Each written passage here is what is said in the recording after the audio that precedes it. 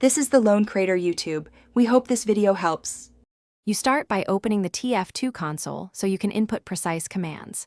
First, enable the developer console in Options and bind the tilde key. This gives you direct control. Once done, launch the game and press tilde to confirm the prompt appears. If nothing shows, make sure you're on a local server or set SV cheats 1 temporarily. This resolves permission blocks so commands execute.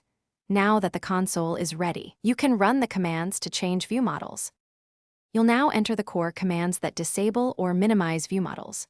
In the console, set viewmodel FOV to a low value like 54 to reduce model prominence.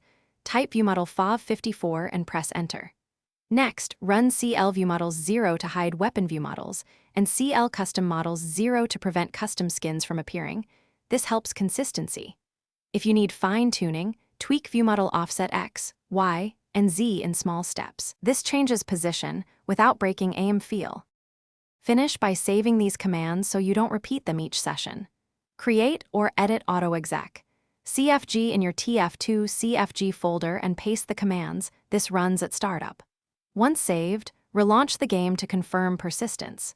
If settings revert, check for conflicting CFG files or server-side enforced values and remove duplicates, then retest. If problems continue, run an offline bot match to isolate client issues versus server overrides. Thanks for watching. Consider subscribing if we helped you.